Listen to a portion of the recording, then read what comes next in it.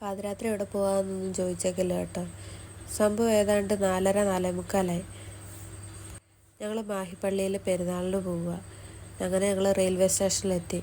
അവിടുന്ന് ഞങ്ങളുടെ കൂടെ ഒരാളും കൂടെ കൂടാൻ നോക്കി, മണിക്കുട്ടിയുടെ ഉടുപ്പിൻ്റെ ഉള്ളിൽ ഒരു പൂമ്പാറ്റയും കൂടെ. ആഹാ, അതെങ്ങനെ ശരിയാവും? എണ്ണത്തിൽ കൂടുതൽ ഒരാളെ ഞങ്ങൾ കൊണ്ടുപോകില്ല. പുള്ളിക്കാരൻ്റെ ഓസിന് ഞങ്ങളുടെ കൂടെ വരാനുള്ള ആ പ്ലാനിങ് ഞാൻ അവിടെ നിന്ന് തന്നെ വിളിച്ചു കളഞ്ഞു. അല്ലെങ്കിലും കള്ളത്തരം പൊളിക്കാൻ ഞാൻ പണ്ടേ പിടിക്കുകയാണല്ലോ. എനിക്ക് കമ്പനി അടിക്കാൻ പറ്റിയ ആരെങ്കിലും ഉണ്ടോ എന്ന് വികൂസ് തപ്പി നടക്കുന്ന സമയത്തുണ്ട് ചേച്ചി പണ്ട് ഓടി വന്ന് ഉമ്മ വെക്കുന്നു. എനിക്കിങ്ങനെ ഒന്നും ഉമ്മ വെക്കുന്ന ഇഷ്ടമില്ല. വല്ല പെമ്പിള്ളേരും കണ്ടാൽ എന്നാ വിചാരിക്കും? ഈ ചേച്ചിക്ക് എന്നെക്കുറിച്ച് യാതൊരു വിചാരവും ഇല്ല. നിന്നെ ഞാൻ ഇപ്പം തന്നെ ശരിയാക്കി തരാം. മഴയും മഴക്കാറൊക്കെ ആയിട്ട് ഇരുണ്ടുകൂടിയ കാലാവസ്ഥയാണെങ്കിലും നേരം വെളുത്ത് വരുന്നതാണ് പൊളിയായിട്ടുണ്ട്. അതിൻ്റെ ഇടയിൽ ഒരു ട്രെയിൻ അതുവഴി പോയി. ഇതാണോ ഞങ്ങളുടെ വണ്ടി എന്ന് ചോദിച്ചു കുട്ടീസൊക്കെ വണ്ടി കയറാൻ റെഡിയായി നിന്നു. തനിക്ക് പറ്റിയ ഇര വല്ലതും ഉണ്ടോയെന്ന് നോക്കി ദോണ്ട പറക്കുന്ന ഒരു പരുന്ത്. അങ്ങനെ കാത്തിരുന്ന് ഞങ്ങളുടെ വണ്ടി വന്നു കേട്ടോ. ട്രെയിനിൽ കയറിയ പാടെ ഞങ്ങൾക്ക് സീറ്റ് കിട്ടി. പക്ഷേ സൈഡ് സീറ്റ് മാത്രം കിട്ടിയില്ല. സൈഡ് സീറ്റ് നോക്കി ഇരുന്ന മണിക്കുട്ടിക്ക് പൊന്നൂസിനും അത് ഭയങ്കര നിരാശയായി. സാരമില്ല, ഉള്ള സീറ്റിൽ എവിടെയെങ്കിലൊക്കെ ഇരിക്കാം. അല്ല, പിള്ളേരെ പറഞ്ഞിട്ടും കാര്യമില്ല, നമുക്കായാലും സൈഡ് സീറ്റാണ് ഇഷ്ടം.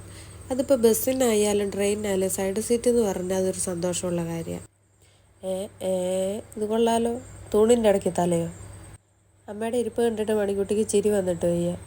ഞങ്ങളങ്ങനെ ട്രെയിനിലൊന്നും യാത്ര ചെയ്യാത്തതുകൊണ്ട് തന്നെ ഈ പുറത്ത് കാണുന്ന കാഴ്ചകളൊക്കെ ഞങ്ങൾക്ക് ഒരുപാട് കൗതുകത്തോട് തന്നെ ഞങ്ങൾ നോക്കിയിരുന്നു.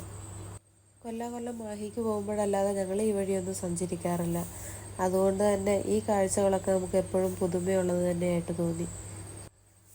അങ്ങനെ എത്തി മക്കളെ, മാഹി എത്തി. ഇനി അടുത്ത കലാപരിപാടി വേഗം പോയിട്ട് ചായ കുടിക്കണം. ചായക്കടയും തപ്പി ഞങ്ങൾ അങ്ങനെ അങ്ങ് നടന്നു. 2-3 ചായക്കട നോക്കി, എല്ലായിടത്തും നല്ല തിരക്ക്. അവസാനം ഒരു ചായക്കട കയറി നിന്നു. ഇവിടെയാണെങ്കിലോ കണ്ണൂർ കല്യാണത്തിന് പോയ അവസ്ഥയായി. ഇരുന്നോരിട്ട് എഴുന്നേൽക്കുന്നുമില്ല. വിശന്നിട്ടൊരു തരവും വയ്യ. ഇനി കസേര മേടിച്ച് ഇവിടെ വന്നിരിക്കേണ്ടി വരുമോ ആവോ എന്ന് ചിന്തിച്ചപ്പോഴത്തേക്ക് ഇതാണ്ട് ഓരോരുത്തർ എഴുന്നേൽക്കുന്നുണ്ട്. ഭാഗ്യം.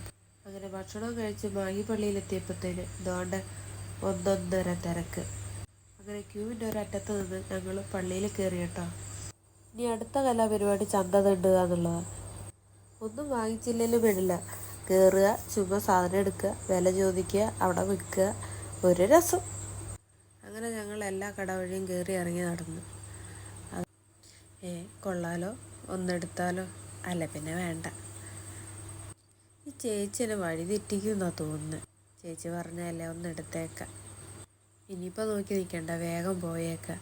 ഇല്ല ഇവിടെ പണിക്കെങ്ങാനും പിടിച്ച് നിർത്തിയാലോ കടക്കാരൻ.